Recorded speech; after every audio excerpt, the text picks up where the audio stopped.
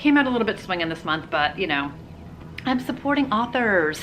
When it came out last year, I felt not ready for it. And I feel like this came out a while ago, but now I feel like I'm making that up. Oof, 2021, that's not that long ago. And then the last new book that I picked up is Greenwich Park by Katherine. So 20 years ago, but this is about, hi everybody, it's Audrey and welcome back to Chapter and Converse and welcome to yet another book haul. So this is a little bit of a mix of some pre-orders and an Amazon 3-for-1 sale where gift cards were applied and something from thrift books that I don't even know how I came across this book, but I did. So it's just, I know I can't even. So I feel like I've alluded to this in some other videos. So I did No Spend January, which I did pretty well at, but this year I just like came out of January with like, it was like the, it's like any kind of like deprivation thing. Like as soon as you tell yourself you can't have something, all you want is that thing. Like you can't have the cookies, all you want is the cookies. And I'm not usually someone who does deprivation in that sense, but I do try to like reboot my finances, sort of start the new year off, especially after the holidays, by doing the No Spend January. And for the most part, I'm usually like fine, but I think the combination of so many great books that came out and then a sale that happened, and I don't know if it's just cabin fever. It's been so cold. I was just so trapped inside and I just felt the need to treat myself via books. I don't even know why I try and explain any of it. So it's just a few, 10 maybe, and we're just gonna talk about them. Okay, so the first one I'm gonna start with is an ARC that I just got.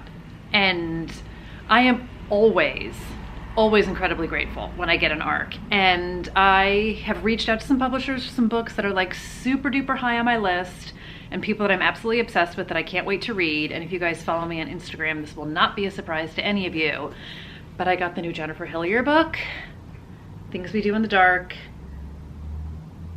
Like, I don't even have words. I don't even have words. I am so excited for this book. I am so excited for this book. She did not have a new release come out last year, so this has been like 2 years in the making, and I'm so excited for it. So her last book, Little Secrets, came out in 2020, and I just can't wait. I can't wait. This just showed up the other day. I am so stinking grateful to Minotaur and St. Martin's for sending this to me. I sent them the biggest groveling email, and they so kindly responded, but if you guys have been here for a minute, you know I am obsessed with Jennifer Hillier. I love her writing. I love her stories. She writes very realistic, messy characters who get stuck in these terrible situations, who put themselves in terrible situations, who make really bad decisions. I feel like it was me talking about her that helped me coin the dark and messed up people doing dark and messed up things. And I couldn't love her anymore, I don't think, but I think after I read this book, I probably will. So I have spent part of the month of February catching up on her backlist. So I did read her first two books, Creep and Freak, which are a duology. And then I only have The Butcher left of her backlist. And then I've read everything, and then I'm gonna read this, and then I'm gonna do a whole video all about my complete obsessive love for her. So this book, it says, in the dark, monsters are real. When Paris Peralta is arrested in her own bathroom, covered in blood, holding a straight razor, her celebrity husband dead in the bathtub, she knows she's in serious trouble. In the dark, it never happened. But as bad as it looks, the arrest is not what worries her the most. With the unwanted media attention now surrounding her, it's only a matter of time before someone from her old life recognizes her and destroys everything she's worked so hard to build. In the dark, she could be anyone. Because Paris has a dark past and she'll do anything to keep it hidden. My expectations are through the roof for this one. So I'm gonna read this on the sooner side. I'm gonna read The Butcher first. They have nothing to do with each other, but I wanna finish her backlist and then I'm gonna dive into this one and then I will tell you guys everything non-spoilery about it. The next three books are new releases from 2022 that I had on my most anticipated list. I thought I would be able to survive longer without them, but they came out in January and I was seeing everybody talk about them, and it completely, I don't even pretend that I'm not influenced and have FOMO, and it's real. So first up is Good Rich People by Eliza Jane Brazier. So I have seen this everywhere. I have seen everyone saying such great things about it. It sounds like such delicious soap opera-y fun, and also like off the rails kind of crazy town, which is something else I'm completely down for. So in this one, it says, a destitute woman deceives her way into the guest house of a Hollywood Hills mansion and inadvertently becomes a target in the twisted game of the wealthy family upstairs. So I'm not even gonna read the whole blurb on the inside, because after my whole Maud Dixon situation, I don't even wanna know anything. So it just says, every good rich person knows, in money and in life, it's winner takes all, even if you have to leave a few bodies behind. But I have seen Dennis from Scared Straight Reads rave about this. I've seen Jordy from Jordy's Book Club rave about this, and I'm gonna be picking it up. And I think hopefully, yes, I will be raving about it too. So I picked up this one. Next one I picked up is The Accomplice by Lisa Lutz. So this definitely sounds like dark and messed up people. I love the secrets. We have two best friends from college, Owen and Luna. And it says, what binds them together so tightly, and why do people around them keep turning up dead? So they are the best of friends. They've never been a couple. So there is some sort of a death that happened in their past in their circle of friends. And then in current day, Luna finds Owen's wife brutally murdered, and the police investigation sheds light on some long hidden secrets, but it can't penetrate the wall of the mystery that surrounds Owen.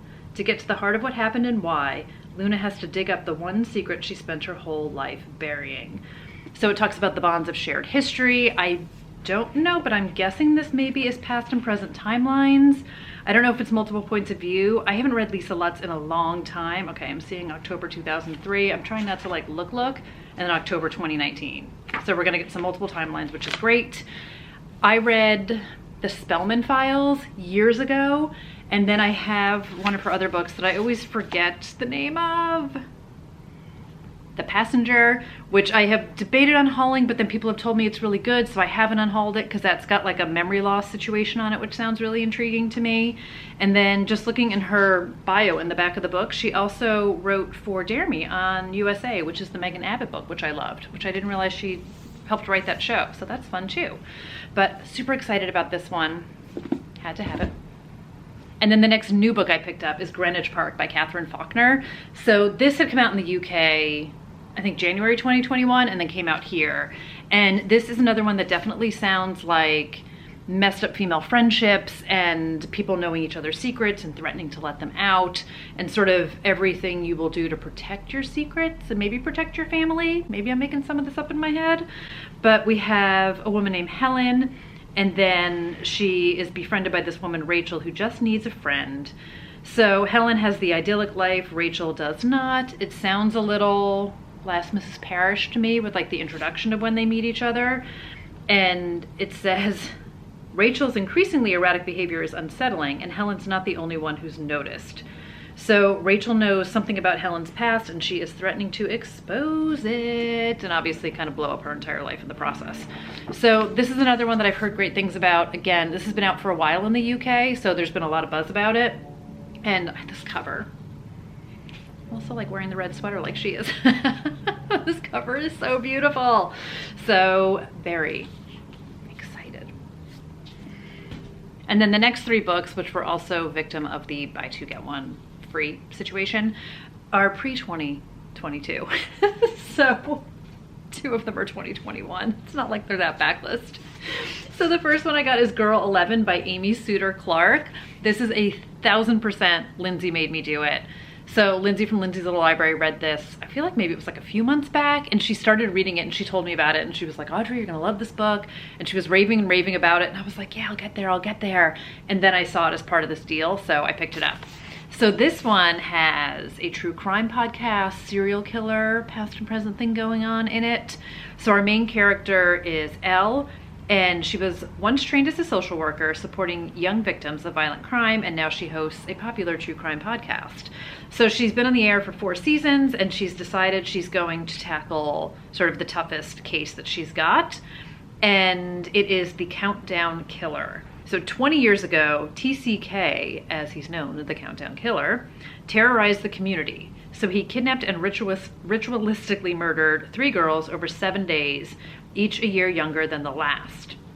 After he took his 11-year-old victim, the pattern and the murder stopped. No one has ever known why. So Elle follows up on a listener tip. She finds a dead body, and then within days, a child is abducted, a younger girl who seems to fit into the TCK sequence. So people always thought that TCK died, and that's why the abductions stopped, but apparently Elle never believed it. I don't know if she has a connection to it or not, but now she's obviously feeling a little guilty because her podcast has started over the cycle all over again. So it says obsession, dark histories, and one woman's quest to bring a killer to justice. So I don't need any of that. I basically just needed Lindsay telling me that this was great and it was in my wheelhouse. So there you have it. I will let you guys know, but podcasts and serial killers, oh my. The next book I have, there's always one. I'm gonna be honest. Actually, in this little haul, there's 2. I don't remember where I came across this book, but it was on my list, and it's called Just Like the Other Girls by Claire Douglas. So this came out a couple years ago, and this one says, career companion wanted for elderly lady, young female preferred, competitive salary, room and board included. It feels a little Ruth Ware-ish to me, just with that little blurb right there. So this says, at loose ends after the devastating death of her mother, Una Richardson responds to an advertisement for a lady's companion, a position that leads her into the wealthy, secluded world of Mrs. Elsbeth Mackenzie. But Elsbeth's home isn't the comforting haven it seems. Gosh, I hope not. Katherine, her cold and bitter daughter, resents Una's presence. More disturbing is evidence suggesting 2 girls lived here before her. What happened to these 2 young women? Why won't the Mackenzies talk about them? What are they hiding? As the walls begin to close in around her, Una feels she'll end up just like the other girls. So sounds like psychological thriller, and I love sort of that like dark, creepy house vibe, I'm guessing, and then like the creepy old lady she's taking care of and her resentful daughter. Sure, I'm here for it. So let me know if anybody else has read this one. So this came out in 2020 in the UK, and I haven't heard anyone talking about it, which again, every time I say that, I just feel like it's because I'm just not watching the right people sometimes, but it grabbed my attention. It sounds very much like something that I would love, and I'm optimistic. So the next book I have, when this one came out last year, I didn't feel ready for it, but now I do. I heard so many great things about it last year. I got pulled into yet another podcast that got me super excited. So I finally picked up 56 Days by Katherine Ryan Howard. So I read The Nothing Man last year, which I loved. And it was like one of my best of last year, and it totally turned me on to her writing. So I am going deep, going in. I've got a lot of her backlist also, and I'm excited to read more from her. So I don't know if anybody else has this book. This is like the Dave Grohl book. It's like physically heavier than my other books, and I'm not mad about it, but it has like this very nice paper, but it's a heavy book. So anyway, this is the one. So it's 56 days ago, Sierra and Oliver met in a supermarket queue in Dublin and start dating the same week that the Panorama reaches Irish shores. 35 days ago, when lockdown threatens to keep them apart, Oliver suggests they move in together. Sierra sees the unique opportunity for a relationship to flourish without the scrutiny of family and friends. Oliver sees the chance to hide who and what he really is. Today, detectives arrive at Oliver's apartment to discover a decomposing body inside. Can they determine what really happened, or has lockdown created an opportunity for someone to commit the perfect crime? So, feels like another lifetime ago, but it feels like yesterday. When lockdown first happened, like many people, we all thought it was going to be a couple of weeks. So in this book, Oliver and Sierra decide to quarantine together for a couple of weeks, get to know each other. They had just started dating, and then somebody's dead. So I have definitely heard mixed things on this one. Like, I've heard lots of great things. I've also heard a lot of people say this just wasn't for them. I don't think I could have read this last year. I feel like it would have been too raw for me.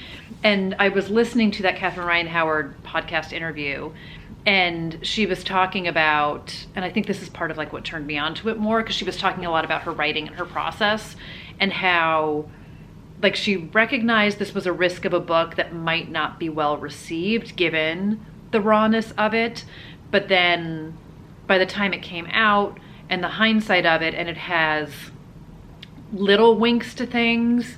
I don't even want to say winks, but like a reality of what was happening where like people were kind of looking for toilet paper. So you were early days of it all, so it's not the throes of lockdown. So I don't know, we'll see how I feel when I'm reading it, but it's a sort of that very beginning part of it, and at the end of the day, it's a murder mystery thriller. So that's what we're at here. It just gives them a circumstance for why they were together in that apartment. So I'm looking forward to it. Like I said, I've heard some really great things about it. I very much enjoy her writing. I am so excited for her new one that's coming out this summer. The name is escaping me. I'll pop it up for you guys. And that one is set on a movie set. So I can't even get enough of her. She's such a great writer. She really, really is. So I picked this one up.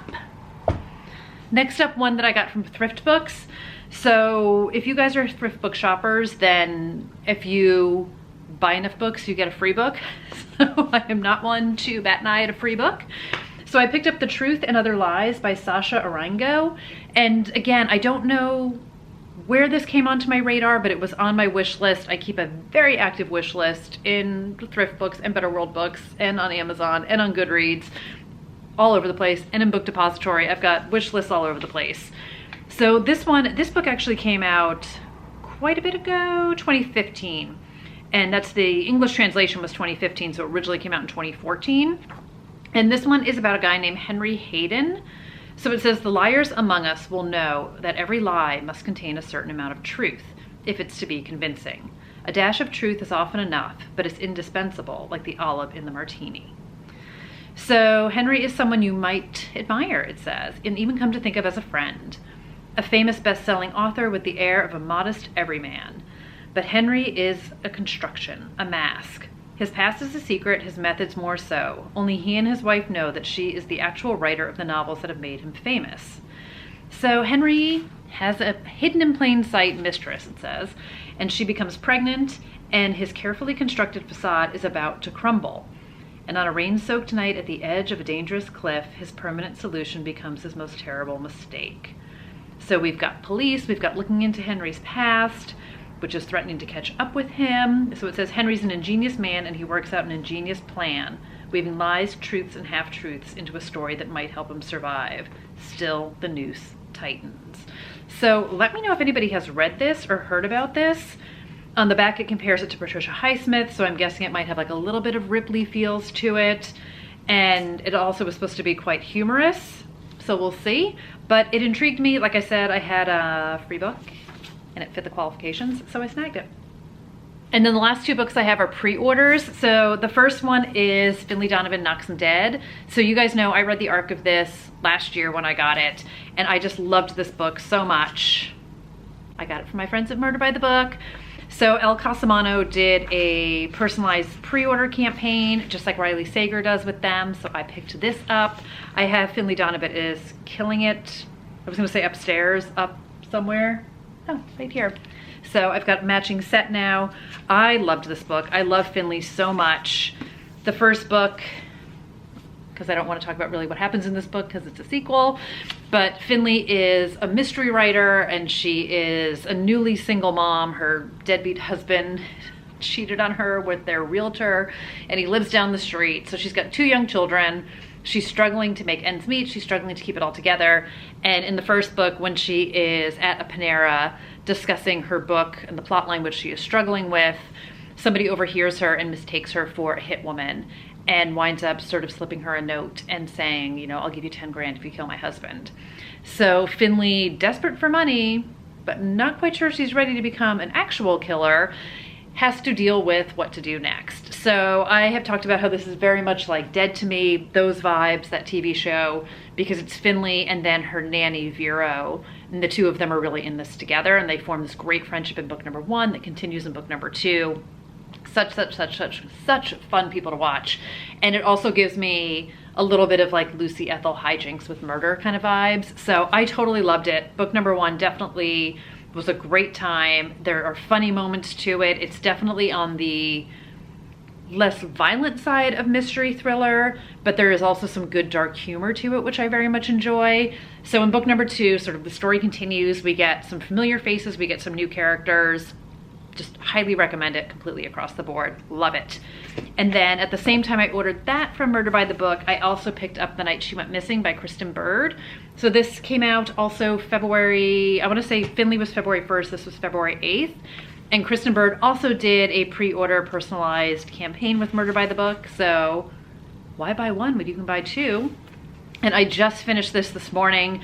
I very much enjoyed it. I'm still sort of in processing mode because I've got some open questions, I've got some feelings, and I'm trying to just process the entire book. But this one is about a very fancy prep school in Galveston, Texas. And what it focuses on is the parents of 3 families. So we have our girl Emily, who is a senior in high school, and she goes missing one night. But in the epilogue of the book, we learn that Emily is found. Hey guys, editing Audrey here, realizing I said epilogue. I did not just spoil that book for you guys, because if I did, I would have cut that out completely. I meant prologue. I know the difference between a prologue and an epilogue. So the first page of the book, part 1, prologue. Emily. We know on page 1 that Emily went missing and that she's found and that she's alive. I'm so sorry. I was watching it over and over again. I can't even tell you how many times I watched through this video and I didn't pick up on the fact that I said epilogue instead of prologue. As someone who made an entire video ranting about the fact that people spoil books for other readers, I just wanted to clarify, prologue, not epilogue, no spoilers here. Please don't come for me, I'm so sorry. Back to the original video. And then we go back in time sort of leading up to the night she went missing, and then after she's found, and then piecing together what happened that night. And it really focuses on the parents of Emily and then parents of other people in Emily's grade and around the town. Very small town, lots of history there. So it's really the dynamic between the parents. And I liked it a lot. I wasn't sure who was bad necessarily. I had a couple theories because I always have a couple theories, and I had an instinct that was right. I didn't even have an instinct about something else, which was a thing. And it's like, all good, all good. Like, I love it when a book surprises me, obviously. And I also love it when I'm right about a little something because it makes me feel very, very smart. But I really enjoyed this book. I had a good time with it. It's definitely domestic suspense, the female friendships, and some good twists and turns to it. It's a debut. It's definitely something I will read more from Kristen Bird going forward. And I'm obsessed with this cover as well. I love me a cover. And it was one of these books where I definitely wanted to keep coming back to it. So it was a quick, good clip of a read. And I wanted to know what was going to happen next. And I finished it this morning before I even got out of bed. That's how much I wanted to finish this book. I was like, I'm not getting out of this bed until I finish this book.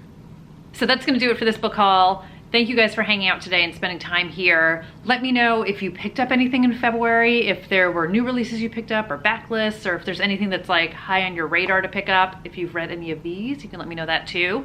And if you are new here, thank you for hanging out. Thanks for being here today. Like, subscribe, do all that fun stuff too if you are interested in hearing more from me or hearing what's coming up next.